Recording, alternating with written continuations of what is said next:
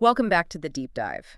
Today, we're really getting into how fundamental ideas, the worldviews a society holds, actually shape its destiny. Yeah, we're looking at the root system of a culture. Exactly.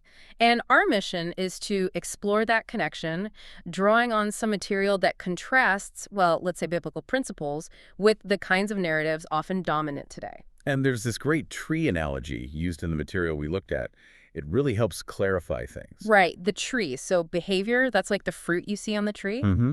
But that fruit grows from the branch or maybe the trunk, which represents the values. And those values don't just appear, they're anchored. They come from the root, the core beliefs, the worldview. So the key takeaway is if you want to change the fruit, the outcomes you see in a culture, you can't just, I don't know, polish the fruit. No, that's superficial. You have to go deeper. You have to change the root. And the analysis we're looking at argues pretty strongly that the core conflict, the root issue in many modern societal problems, comes down to a clash of narratives. That's right. There's a dominant narrative, often rooted implicitly or explicitly in evolutionary thinking. Survival of the fittest, focus on the self, instant gratification. The idea that humans are basically just advanced animals. Okay. And this clashes directly, fundamentally, with the biblical narrative, which kicks off right in Genesis 1. Not with chaos and competition, but with God creating intentionally. And crucially, declaring it good. That word good sets a completely different trajectory, doesn't it? It changes everything. If the foundation is divine creation and inherent goodness, that implies purpose, value, order. Let's dig into that Genesis foundation a bit more then. Genesis 1, specifically verses 26 and 27. Right. This is foundational. God says, let us make mankind in our image. And then it specifies male and female, he created them. In his image, male and female. Yes. The implication here is profound. It suggests that it actually takes both genders together in their distinctness to fully reflect the image of the Creator. Wow.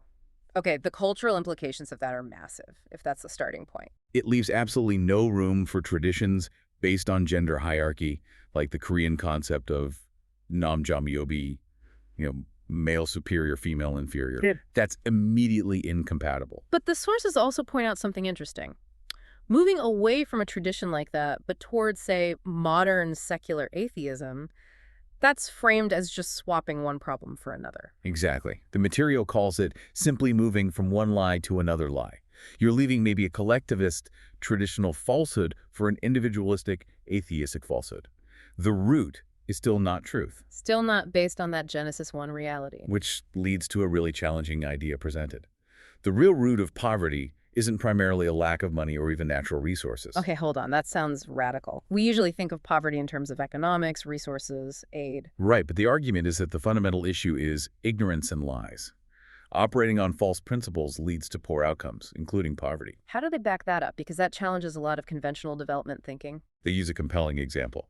There's a story of a Christian farmer, Kim Young-ki, who founded an agriculture school. He deliberately chose barren, infertile land, the kind nobody wanted. Okay, why? To prove a point, he applied knowledge, specifically biblical principles of stewardship, diligence, creativity, combined with hard work, and made that infertile land flourish. So the development, the wealth creation, didn't come from external inputs like massive aid or finding oil. No, it came from applying truth, from knowledge put into practice. It demonstrates that right thinking, right principles create prosperity. Poverty stems from the opposite, from lies and ignorance blocking that potential. So if the core battle is truth versus lies, then this isn't just about economics or social policy. It's deeper. It has to be seen as a spiritual battle. Yeah. Ephesians 6.1 is key here. Our struggle is not against flesh and blood. Meaning not against other people? But against the rulers, against the authorities, against the powers of this dark world, and against the spiritual forces of evil in the heavenly realms. There are spiritual realities, principalities, and powers influencing cultures. And the source material connects this to Satan, described in John 8.44 as the father of lies. Yes, he's actively working to distort human culture, to twist institutions away from God's design by embedding lies at their foundation. And the analysis highlights two main weapons, philosophically speaking, that he uses. The first seems pretty clear: man-centered philosophy, humanism. Right. Any system of thought that starts with human reason or human autonomy as the ultimate authority rather than God. This inevitably leads, the argument goes, to hollow and deceptive philosophies, like moral relativism where there's no objective truth. Okay, that makes sense. What's the second weapon? It sounds a bit more obscure. It's what Paul calls in Colossians the basic principles of the world. The Greek word is stoicheia. Stoicheia. What does that actually mean? Literally, it means something like elements or foundational principles, things arranged in order. Things like the ABCs, the basic building blocks. Or, in a broader sense, the fundamental structures and assumptions of a culture, how things are supposed to work. Hmm. So if it means basic principles, things in order, how is that a weapon? Order sounds like a good thing. It is a good thing when based on truth. Hmm. But Satan's tactic is to take those orderly structures, family, education, economics, government, and inject lies at the root level. He twists the stoicheia. Ah, I see. So he uses the structure, the orderly arrangement, but bases it on a lie, turning the whole system into a tool for deception. Precisely. The institution still looks orderly, it still functions, but it's now functioning according to a lie, leading people away from truth. So education becomes indoctrination into fatalism instead of critical thinking. Family structures might start promoting national decline instead of flourishing. Okay, now I'm seeing the connection. It's the institutionalization of the lie. And we see examples of this, well, Mhm. everywhere. The material mentions the idea that money is more important than children. Yes, when that becomes an accepted underlying principle, even implicitly, you see institutions and cultural norms emerge that lead to things like catastrophically low birth rates. It becomes a form of, well, national suicide, driven by a foundational lie about value. Or think about the rise of anti-Semitism we're seeing, particularly on university campuses in the U.S. It's a chilling echo, isn't it? The sources draw a parallel to 1930s Germany, where higher education, an institution of order, became a primary vehicle for spreading lies that led to horrific consequences. The stoicheia were corrupted. And maybe the most extreme contemporary example is what's happening with gender ideology. Right. The argument is that the entire gender transformation industry is essentially built on a postmodern lie. Yeah. That objective reality, including biological sex, doesn't matter. All that counts is subjective self-perception, what's in your mind. Leading to, as the sources point out, dozens, I think one mentioned 81 different concepts of gender identity being promoted in some circles. It's the logical endpoint when you detach completely from the idea of objective truth rooted in creation. Which circles back to why that biblical foundation is presented as so critical. I was really struck by that insight, I think, attributed to Jordan Peterson in The Material somewhere, that the Bible isn't just true in the sense of containing facts. Right, it's more profound than that. It's that the Bible is the very foundation for our concept of truth itself, the bedrock upon which the idea of truth-telling rests. Without it, Everything dissolved into subjective preference, into power games. There's no external standard. and this grounding in objective truth rooted in God's reality is presented as the source of true freedom. The Material looks at Galatians 4 and Colossians 2. Yes, reflecting on the believer's status. Before Christ, people were enslaved. The text says, enslaved to those who by nature are not gods, which includes things like cultural pressures, philosophies, the law itself, even money, enslaved to the stoicheia of the world. But then Christ acts decisively. He redeemed those under the law. And Colossians 2 adds something powerful. He disarmed the powers and authorities, meaning Satan and his forces, making a public spectacle of them, triumphing over them by the cross. That reframes the cross, doesn't it? Not just suffering, but victory. The point where Satan's authority was broken. Absolutely, is the moment of his public defeat and disarming. And because of that victory, believers now receive the full rights of sons, or daughters, of course. We become heirs of God. Heirs, rooted and built up in Christ, as Colossians puts it. Yes, but there's a warning implicit there too. If we, after being freed, willingly go back to those weak and miserable principles, those worldly stoicheia, whether old pagan ones or modern secular ones, we are choosing slavery again. So this freedom isn't just a personal, internal thing. It connects to a much bigger story, a transforming narrative for the whole world. That's the arc of the Bible, isn't it? It starts with a wedding in a garden, and it ends with, well, a wedding feast in the garden city. It's cosmic in scope. And right near the beginning, the mission given to Abraham wasn't just for his own family. It was explicitly so that through him, all nations on earth would be blessed. That sets the stage perfectly for understanding the Great Commission in Matthew 28. Okay, verses 18 to 20. How does that fit into this picture of nations and culture? Well, first, look how Jesus starts. All authority in heaven and on earth has been given to me. That's a declaration of universal kingship now, not just in the future. He is Lord over Korea, over America, over every nation today. All authority. Yeah, So his command flows from that reality. exactly. Therefore, go and make disciples of all nations. Not just make disciples in all nations, but disciple the nations themselves. That implies influencing the culture, the institutions, the stochia of the nation with his truth and principles. It has to mean that. Bringing the nation itself under his lordship, teaching it to obey everything he commanded. And this leads to a really crucial warning that the sources emphasize. It's quite stark. It is. If the church fails to disciple the nation at the level of its culture, its core beliefs and institutions, then the nation will inevitably disciple the church. The surrounding culture, the secular stochia, will seep in and reshape the church's beliefs and practices. There's no neutral ground. None. Either the church transforms the culture with truth, or the culture conforms the church to its lies. But the ultimate vision is incredibly hopeful. You mentioned the end of the story, Revelation 21. Yes, verses 24 and 26. It describes the New Jerusalem, the city of God.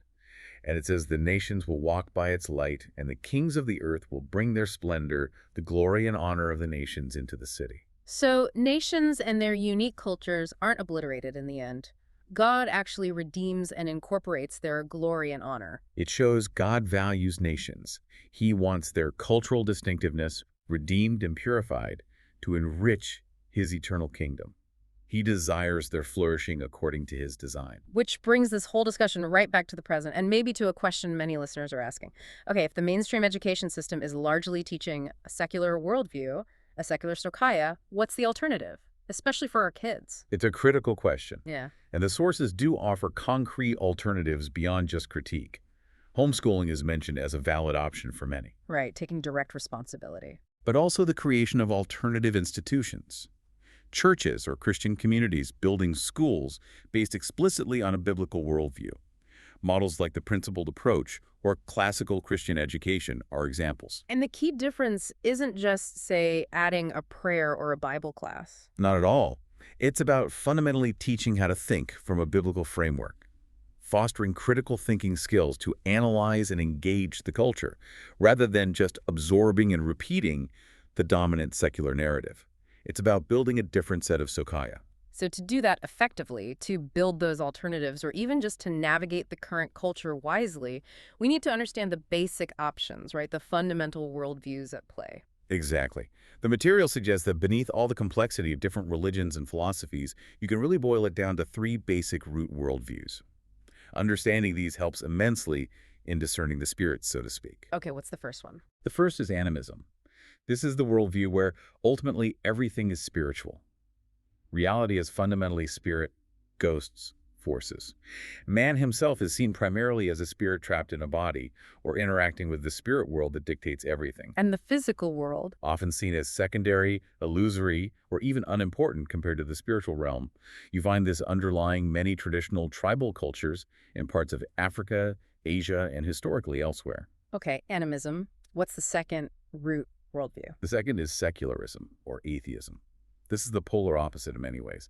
Here, everything is ultimately physical or natural. Matter and energy are all there is. So no God, no spiritual realm. Correct. Man is seen as basically a highly evolved animal, perhaps a consumer animal, driven by material needs and instincts. History doesn't really have a purpose or direction. Resources are seen as finite and limited. Which leads to a focus on competition, conflict, maybe even fatalism. Often, yes. Hmm. This worldview is dominant in the modern West and has spread globally through Western-style education systems. Got it. Animism, secularism. What's the third option? The third is biblical theism. This posits that God exists, and he created both the spiritual and the physical realms. It's an integrated reality. Not one collapsing into the other. No, both are real and important. And in this view, man is not just a spirit, not just an animal, but the unique image of God, possessing mind, heart, will, creativity, existing as an integrated whole body and soul. And how does this view see resources in history differently from secularism? Radically differently. Resources are not ultimately limited because the primary resource is human creativity and innovation, which flows from being made in the image of a creative God. That connects back to the farmer's story. Wealth comes from applied knowledge and ingenuity. Exactly. Look at Singapore, tiny island, virtually no natural resources, becomes an economic giant through human capital, through ingenuity. That's a theistic view of economics in action, whether they label it that or not. And history isn't random or cyclical, it's linear, moving towards a goal, the full realization of the kingdom of God. So animism, secularism, biblical theism, three fundamental roots. And the challenge presented is stark. If Christians want to effectively disciple the culture, to bring truth to the stochia, they must consciously operate from the biblical theistic worldview. Otherwise, even if they go to church, read the Bible, they'll likely find themselves thinking and acting like functional animists. Or, more commonly today, functional secularists in their daily lives, their work, their politics. Their cultural roots remain unchanged. Which means the call is for, well, it sounds like reformation. It is. But the sources stress it's not just about personal piety or morality campaigns. It's a call for the reformation of intellectual life, a fundamental rethinking of the nation's core principles, its stochia, based on biblical truth. And who can lead that?